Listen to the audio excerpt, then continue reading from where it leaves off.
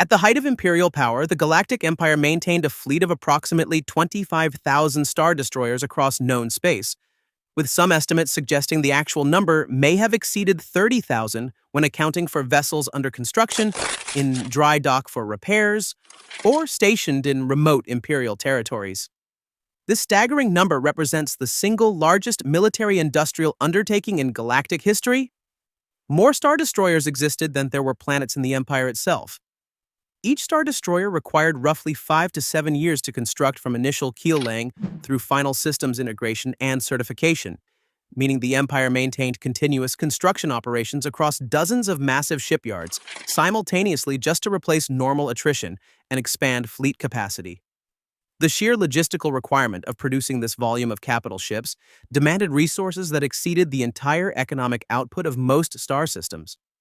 At peak production capacity, Imperial shipyards launched approximately 4 to 6 Star Destroyers per month across all facilities combined, a production rate that required coordinated effort from hundreds of thousands of workers, engineers, and technicians across multiple worlds.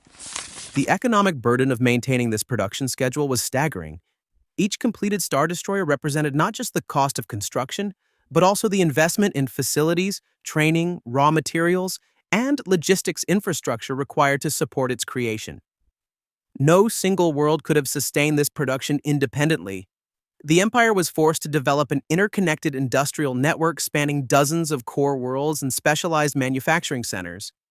The sheer scale of this production apparatus meant that Star Destroyer manufacturing consumed approximately 15 to 20% of the total Imperial budget during peak periods, making it the single largest financial drain on the Imperial treasury.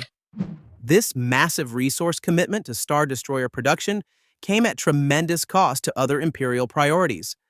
Scientific research, infrastructure development, civilian projects, and even maintenance of existing military assets were systematically underfunded to feed the insatiable appetite of the Star Destroyer production machine. A single Imperial Star Destroyer required approximately 1 million metric tons of raw materials to construct, with the vast majority consisting of high-grade durasteel alloys, reinforced titanium composites, and specialized metals capable of withstanding the extreme stresses of hyperspatial travel and prolonged combat operations. These materials were not uniformly distributed across the galaxy. Prime sources of durasteel came from heavily controlled mining operations on worlds like Bespin, Kessel, and the mining colonies of the Outer Rim, forcing the Empire to maintain expensive extraction infrastructure and supply lines across vast distances.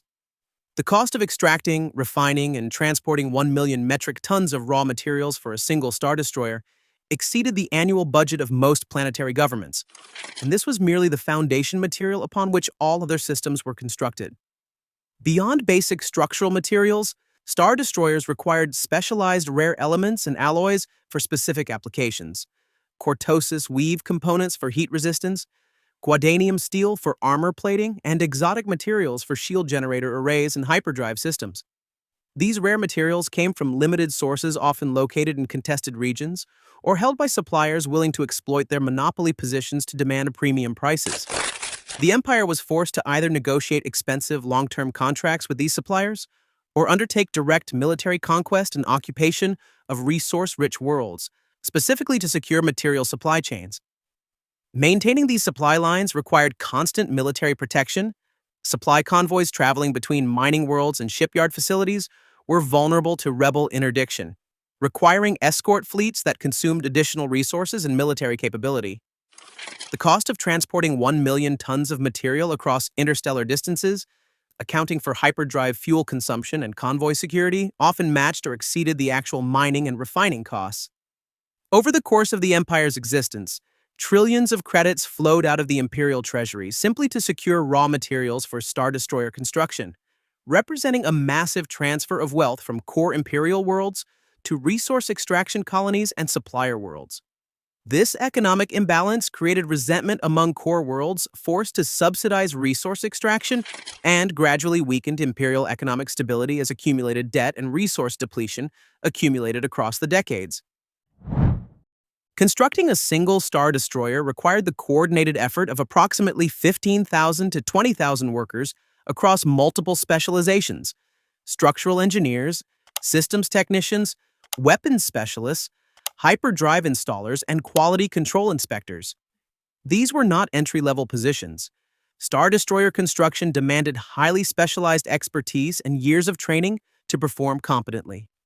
The Empire was forced to invest heavily in technical education programs, apprenticeship systems, and training facilities to produce workers with sufficient expertise to handle the precision work required in capital ship construction.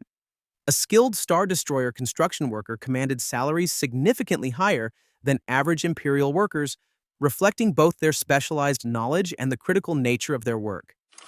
The Empire's total workforce dedicated to Star Destroyer production exceeded 500,000 individuals across all shipyards, support facilities, and logistics operations, essentially creating an entire economic sector centered entirely around military shipbuilding. The payroll costs alone for maintaining this workforce exceeded billions of credits annually, representing one of the Empire's largest ongoing expenditures. Beyond direct construction workers, Star Destroyer production required support personnel, administrators, logistics coordinators, security personnel, medical staff, and maintenance workers, expanding the total personnel requirements to over 1 million individuals indirectly dependent on Star Destroyer manufacturing for their livelihoods. The Empire invested heavily in housing, food, medical care, and infrastructure for these workers, essentially creating massive industrial cities around primary shipyard facilities. Many of these workers were conscripted labor or effectively enslaved through debt bondage, forced to work under brutal conditions for minimal compensation.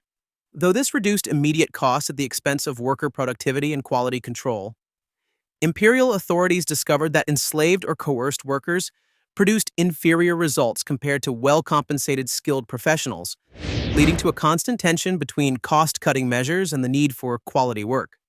The widespread use of forced labor in Star Destroyer production created resentment that eventually contributed to rebel recruitment in occupied worlds and industrial centers. Training new workers to replace attrition, retirement, or death represented a constant drain on resources.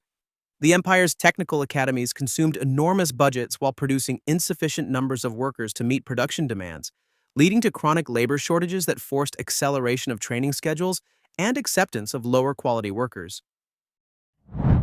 Beyond the structural materials that formed a Star Destroyer's hull, the sophisticated systems that made it functional represented staggering technological and financial investments. Each Star Destroyer required a quad hyperdrive system, one of the most expensive single components in the entire vessel, costing approximately 50 million credits per unit and representing 5 to 10% of the total construction budget. Hyperdrive systems were precision engineered to tolerances measured in fractions of a millimeter, requiring specialized manufacturing facilities and expert technicians whose services commanded premium compensation. The Empire maintained a near monopoly on advanced hyperdrive manufacturing through quad drive yards, allowing them to dictate pricing and production schedules. But this monopoly also meant that hyperdrive availability often became a bottleneck limiting overall Star Destroyer production rates. A Star Destroyer's weapon systems, including turbo lasers, ion cannons, and tractor beam projectors, represented another massive technological and financial commitment. Each turbo laser array required custom-designed power distribution systems, targeting computers, and ammunition magazines, with the complete weapon suite costing approximately 30 to 40 million credits.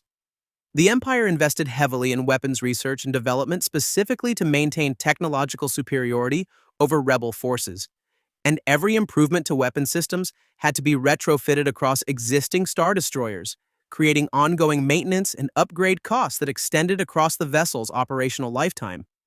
Shield generator systems represented some of the most advanced technology available, with each system costing 15 to 20 million credits and requiring constant maintenance and power management to function effectively. The shield systems alone consumed approximately 30% of a Star Destroyer's total power generation capacity, a reality that forced compromises between defensive capability and other operational systems. Communication systems, navigation computers, fire control systems, and life support infrastructure added additional billions of credits and costs, and every component required integration with existing systems, testing, and quality assurance. The Empire's obsession with technological superiority meant that older Star Destroyers became obsolete relatively quickly as new technologies emerged, forcing either expensive retrofit programs or premature retirement of functional vessels. This technological arms race against rebel innovations consumed enormous resources simply to maintain parity, and every breakthrough required redesigning critical systems and retrofitting fleets, creating cascading costs that multiplied exponentially across the thousands of Star Destroyers in operation. The infrastructure required to support Star Destroyer production was itself a massive capital investment that consumed enormous resources independent of actual ship construction. The Empire's primary shipyards, located on worlds like Kuat, Fondor, and Bilbringi, represented some of the most massive construction projects ever undertaken, with individual shipyard complexes spanning hundreds of square kilometers and requiring decades to fully construct and optimize. A single major shipyard facility cost approximately 500 billion to 1 trillion credits to construct, and the Empire maintained at least 15 to 20 major facilities of this scale, representing a total infrastructure investment exceeding 10 trillion credits. These massive facilities required constant maintenance, upgrades, and repairs. The enormous dry docks where Star Destroyers were assembled experienced extreme thermal and mechanical stress during construction and launch operations, requiring regular reinforcement and system replacement. Energy consumption for operating these facilities was staggering, powering the construction equipment, life support systems, and manufacturing machinery for a single shipyard consumed as much electricity as an entire planet, forcing the Empire to construct dedicated power generation facilities and maintain expensive energy supply lines. Many shipyards operated on multiple worlds specifically to distribute energy demand across different planetary power grids, preventing any single world from becoming overloaded and unable to meet its civilian and military power requirements.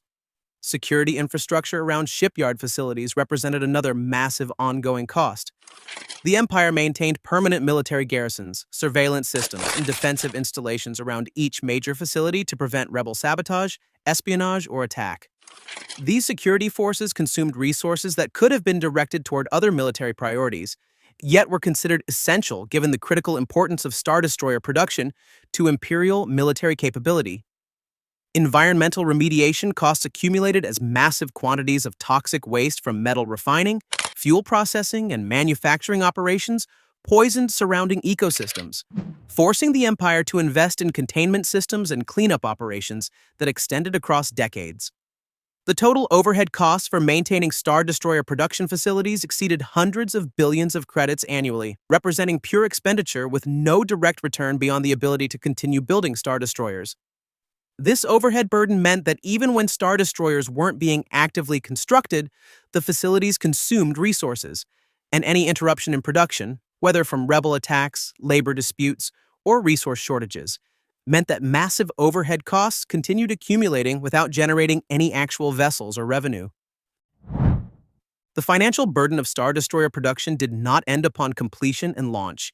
Each operational Star Destroyer represented an ongoing drain on Imperial resources through crew salaries, maintenance, fuel consumption, and logistical support. A fully crewed Star Destroyer carried approximately 9,000 to 12,000 personnel, ranging from command staff to engineering crews to stormtrooper contingents. The annual payroll for a single Star Destroyer's crew exceeded 1 billion credits when accounting for salaries, benefits, food rations, medical care, and housing allowances. Across the entire Star Destroyer fleet of 25,000 to 30,000 vessels, crew payroll costs exceeded 25 to 30 trillion credits annually, a financial commitment rivaling the GDP of the wealthiest planets in the galaxy. Maintenance costs for operational Star Destroyers represented another massive burden. The complex systems requiring constant inspection, repair, and replacement meant that Star Destroyers required periodic dry dock maintenance lasting months and consuming resources equivalent to 10 to 15% of the vessel's original construction cost. The Empire maintained extensive maintenance facilities and stockpiles of spare parts across multiple worlds specifically to support operational fleets, creating a massive logistical infrastructure that itself required enormous resources to operate. Fuel consumption for hyperdrive systems, reactor fuel for power generation, and consumables for life support created ongoing supply chain requirements that forced constant resupply missions and the maintenance of massive fuel depots across Imperial space. A single Star Destroyer conducting a 3-month patrol consumed fuel and supplies valued at approximately 50 to 100 million credits, And with thousands of Star Destroyers conducting simultaneous operations, fuel and supply costs exceeded billions of credits monthly. The Empire maintained massive supply fleet operations specifically to support Star Destroyer fleets, including fuel tankers, supply ships, and repair vessels that themselves required crew, maintenance, and support. This logistical tail consumed resources that exceeded the direct costs of Star Destroyer operations, creating a multiplier effect where each Star Destroyer in operation generated demand for multiple support vessels and infrastructure. Crew training and replacement costs accumulated as experienced personnel retired, transferred, or died, requiring constant recruitment and training of new personnel to maintain fleet readiness. The Empire's military academies operated at maximum capacity specifically to produce sufficient officers and enlisted personnel to staff operational Star Destroyers, consuming resources that could have been directed toward other military branches or civilian needs. Every credit poured into Star Destroyer production was a credit that could not be spent elsewhere, and the scale of that diversion reshaped the entire Imperial economy. The trillions of credits funneled into hull construction, hyperdrives, shipyards, and fleet logistics came directly at the expense of civilian infrastructure. Planetary hospitals went unfunded, public transit systems decayed, and entire sectors saw their local economies hollowed out as resources and talent were redirected toward the military-industrial complex. In many Outer Rim territories, promised investments in water purification, agriculture, and power grids were indefinitely postponed, so that mining worlds could instead focus on extracting ore for Star Destroyer hulls or constructing components for Imperial fleets. Even within the core worlds, universities and research institutions found their funding cut or repurposed toward weapons development and starship engineering, stunting innovation in non-military fields such as medicine, environmental stabilization, and commercial technology. Within the military itself, the Empire sacrificed flexibility and diversity of forces to maintain its obsession with massive capital ships. Funds that could have produced vast numbers of smaller, more efficient vessels, frigates, corvettes, patrol craft, or planetary defense platforms, were instead concentrated into relatively small numbers of enormous Star Destroyers that were expensive to build, slow to reposition, and catastrophic to lose. Experimental weapons programs, advanced TIE variants, and specialized ground forces projects were delayed, canceled, or underfunded because Star Destroyer production absorbed such a disproportionate share of the budget. Imperial governors quietly complained that a fraction of a single Star Destroyer's budget could stabilize entire sectors through targeted infrastructure and security investments, but those requests were routinely ignored in favor of more capital ships. In effect, the Empire chose symbolic terror and spectacle, monolithic dagger-shaped shadows in the sky, over resilient, locally integrated defense systems and long-term economic stability. The opportunity cost of Star Destroyer production was not just measured in credits, but in the roads never built, the planetary shields never installed, the famines never prevented, and the loyal citizens who slowly turned against the Empire after realizing their worlds were being systematically stripped to feed the insatiable hunger of the Imperial fleet. Over time, the cumulative weight of Star Destroyer production and upkeep pushed the Imperial economy into a state of quiet, systemic strain. On paper, the Empire remained the dominant power in the galaxy. In practice, its budget was increasingly locked into maintaining an overbuilt, inflexible fleet that demanded constant tribute from member worlds simply to keep reactors fueled and crews paid. Sectors that failed to meet rising tax quotas or raw material demands faced harsher enforcement, asset seizure, and military occupation, which in turn disrupted local trade and reduced long-term productivity. The more the Empire relied on coercion to extract resources, the more it undermined the very economic base it depended on. What began as a symbol of imperial dominance gradually became an economic anchor chained to the regime's ankles. When the Rebel Alliance began targeting key shipyards, fuel depots, and supply convoys, they were not just inflicting tactical damage, they were attacking an already overextended system with no slack capacity. Every lost Star Destroyer represented not just a military defeat, but years of sunk costs that the Empire could no longer fully replace without sacrificing other critical needs. After the destruction of the first Death Star, an even more extreme manifestation of this same centralizing, resource-hungry doctrine, the Empire doubled down on superweapons and heavy capital ships instead of diversifying and decentralizing its forces. By the time of Endor, the Imperial economy was so committed to maintaining massive flagships and super projects that local garrisons, planetary defenses, and civilian stability were chronically underfunded. When the second Death Star fell and key command nodes collapsed, there was no resilient economic backbone or flexible mid-tier fleet to hold the Empire together. The true cost of Star Destroyer production was not just measured in credits and resources, but in the Empire's inability to survive a decisive shock once its overbuilt, over-centralized war machine finally failed. If you enjoyed this breakdown of the real price of Imperial power, please like the video and subscribe so you don't miss the next deep dive into Star Wars technology, economics, and military strategy. What do you think was the Empire's biggest mistake? Massive capital ships, super weapons, or something else entirely? Let me know in the comments. May the Force be with you.